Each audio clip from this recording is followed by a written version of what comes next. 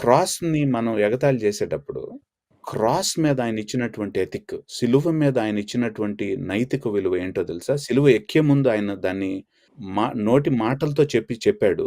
సిలువ మీద యాక్చువల్‌గా ఆ మాటని యాక్చువల్‌గా నిజం చేసి చూపించాడు. ఆయన ఏమంటున్నాడంటే, మీకు నేనొక నూతనమైనటువంటి కమాండ్‌మెంట్ ఇస్తున్నానంటున్నాడు. సిలువ మీద ఎక్కే ముందు యాక్చువల్‌గా శిష్యులతో మాట్లాడిన మాట అది. ఏంటి ఆ నూతనమైనటువంటి ఆజ్ఞ ఏంటో తెలుసా? ఇప్పటివరకు నిన్ను వల్లే నీ పొరుగువారిని ప్రేమించు అనేటువంటి ఆజ్ఞ ఉంటే, ఇప్పటి నుంచి ఒక కొత్త ఆజ్ఞ మీకు ఇస్తున్నానంటున్నాడు. ఏంటంటే ఆజ్ఞ, దేవుడు మిమ్మల్ని ఎలా ప్రేమించాడో అలా ప్రేమించాలట మీ నైబర్‌ని. That's the new commandment. ఎలా తెలుసు దేవుడు నన్ను ప్రేమించాడని?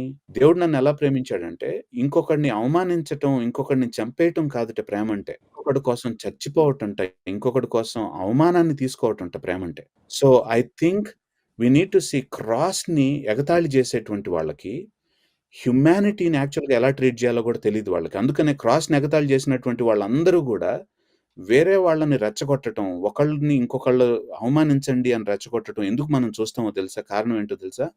Because they did not understand the new ethic. నిజమైనటువంటి మానవ జీవితం, నిజమైనటువంటి మనిషి ఎవరో తెలుసా? పక్కన వాడిని హ్యూమిలియేట్ చేసేటువంటి వాడు కాదు. పక్కన వాళ్ళని యాక్చువల్‌గా కించపరిచి నీచంగా చూపించేటువంటి వాడు కాదు. పక్కన వాడి కోసం వాడి యొక్క నీచత్వాన్ని కూడా మన మీద వేసుకొని, వాడి బాగు కోసం ప్రాణం కూడా పెట్టగలిగినంత మనం చేస్తాం చూసారా? అది నిజమైనటువంటి మానవత్వం. అది ప్రపంచంలో ఒకే ఒక వ్యక్తి చేసి చూపించారు. చనిపోయేంతగా. అది సిలువ మీద జరిగింది.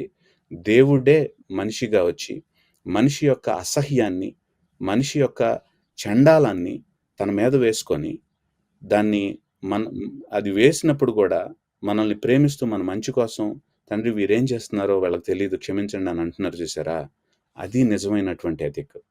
సిలువ ఎక్కే ముందు సిలువ ఎక్కిన తర్వాత దాన్ని చేసి చూపించాడు ఆయన.